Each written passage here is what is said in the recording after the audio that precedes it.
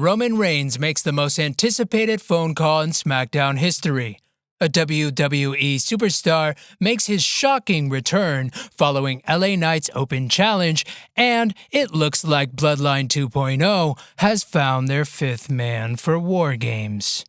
Hey faves, this is Kayfabe Forever here, with your November 15th, 2024 SmackDown Retrospective. There is so much to talk about with this SmackDown, so let's dive right in. Cody takes the mic and proceeds to call out Kevin Owens after taking Randy Orton out with a nasty pile driver last week. Instead, SmackDown GM Nick Aldis meets Cody in the ring to reiterate the severity of this outlawed pile driver, claiming Orton is still hospitalized with a cervical injury thanks to Kevin Owens. And because of this, Owens is no longer permitted to attend SmackDown until the problem is taken care of internally. It's a brilliant angle by creative that has revived the effectiveness of a move that has been, let's say, abused by other promotions in the past. Cody goes on to say, "Nick, be real with me," and proceeds to remind us all that Nick Aldis was once a wrestler. Well, according to Cody, Aldis is still a wrestler. Could this be a tease for a return to the ring for Aldis? Who knows? Cody then takes us back to his WrestleMania 40 victory and how it was the highlight of his career, and how Orton told Cody he was proud of him, and it was a moment he would cherish forever. This makes Cody all the more furious as to how KO could imply this is all Cody's fault. Cody gets fired up, and the crowd is behind him as he alludes to a possible home invasion on Kevin Owens if Aldis doesn't do something soon. Where have I heard that before? Cody tells Aldis the ball is in his court and he doesn't plan on waiting too long. It's good to see Cody reach his limits here, seeing as he can come off as quite vanilla at times. I could see this story taking Cody to a dark side that I personally think would benefit his character right now. Now, there are rumors that he and Kevin Owens will be main eventing Saturday night's main event, but we got confirmation this very night from Owens himself in the form of a vlog that he will be confronting Cody on the next SmackDown. Either way, I see a formal match being saved for a PLE in the future, and all of this will make Randy's RKO to Cody all the more impactful. Oh yeah, it's coming. We then cut to Jimmy Uso backstage. He's on the phone with someone as he bumps into Sami and Jay in the hallway. Apparently, the person on the other end is Roman Reigns, and he'll be there later tonight. But the OG Bloodline still needs a fifth man, and Sami has yet another candidate in mind after failing to recruit Rollins on Monday. We come back from a commercial break, and Sami is seen speaking with LA Knight backstage. More on that later. Bayley defeats B-Fab and Candice LeRae to advance one step closer to the Women's United States title. This match was short and a bit lackluster, but it's just the first of many matches to come on the road to the finals at Saturday night's main event in December. Stay tuned as we'll be posting our predictions for that tournament very soon. LA Knight comes out to announce his Open Challenge. Knight also confirms Sami asked him to join the OG Bloodline for War Games. LA Knight says it's not his fight and the Bloodline can destroy themselves for all he cares. Knight mentions Logan Paul very briefly here, a name we haven't heard since he won the title off Logan at SummerSlam. Coincidence? I think not. But for now, it looks like the first superstar to accept Knight's Open Challenge is Berto. This match is actually pretty solid, and props to Berto for a good showing. However, LA Knight ends up retaining, and holy shit, Shinsuke Nakamura is back. In a shocking twist no one saw coming, Nakamura takes out Knight after the bell. This feud is going to be so interesting. I cannot wait to see what kind of promos come out of this. Roman is in the building. Jay says, "Roman, we gotta make that call," but who could Jay be referring to? Just then, Solo comes out. He asks Milwaukee to acknowledge him. This, of course, infuriates Roman as the OG Bloodline step out to face Solo and his crew. Roman does not take his eyes off of Solo the entire time. The tension is palpable as a destructive 8-man brawl suddenly breaks out. Jacob Fatu lays waste to the OG Bloodline.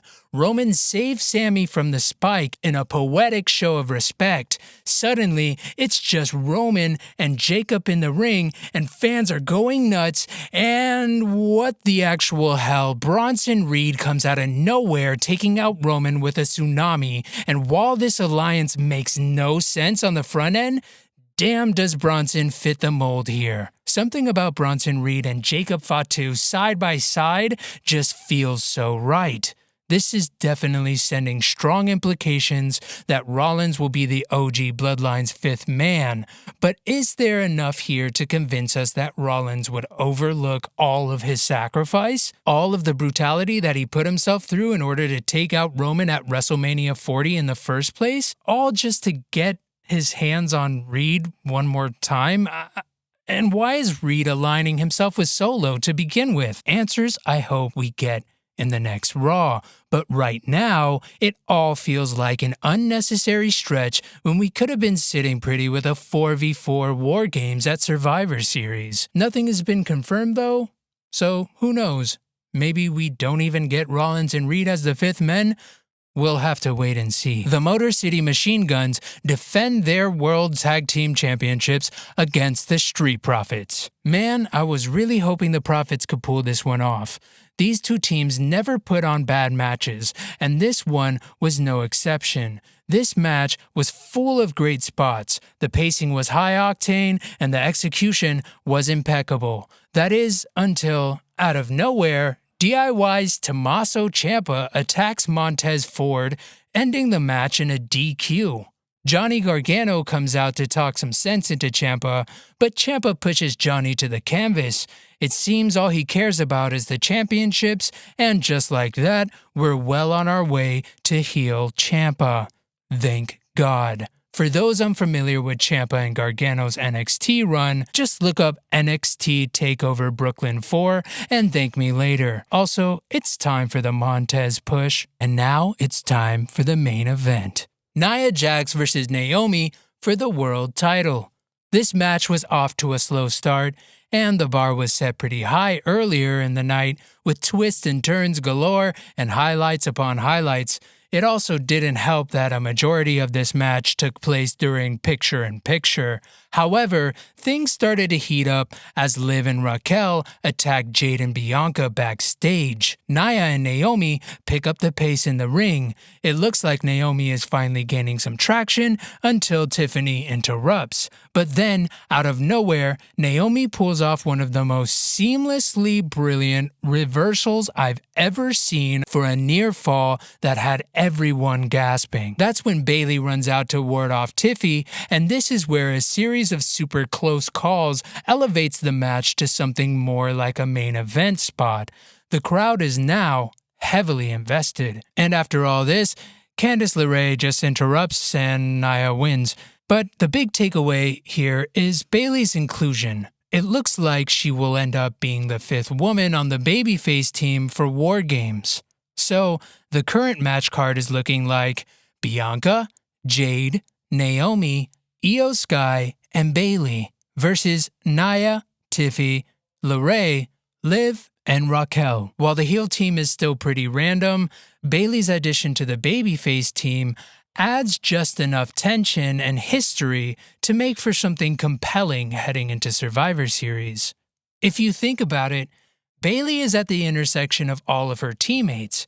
She's best friends with Naomi, Bianca is butthurt about that, and Io Sky booted her from Damage Control earlier this year, leading to their falling out and eventual title match at WrestleMania 40, where Bayley defeated Io to become world champion. This was a great booking decision that adds to the overall storytelling possibilities surrounding the Women's War Games match, and it's a much-needed spotlight for Bayley at the moment. So the main event comes to an end with Nia standing tall over a defeated Naomi. As we go off air though, the credits begin to roll. we're left with one final scene. A dismal and defeated Roman Reigns sits alone in his locker room. We're immediately reminded of the call Jey Uso was begging him to make throughout the night as Roman pulls out his phone. With Bronson Reed now in the mix, surely the call must be to Seth Rollins. Well, that's when Roman says, "Call the wise man." The crowd goes crazy. Finally, it's time for Paul Heyman's much-anticipated return to the Bloodline saga. But we're left with this message. The number you have reached is not in service. This is a recording.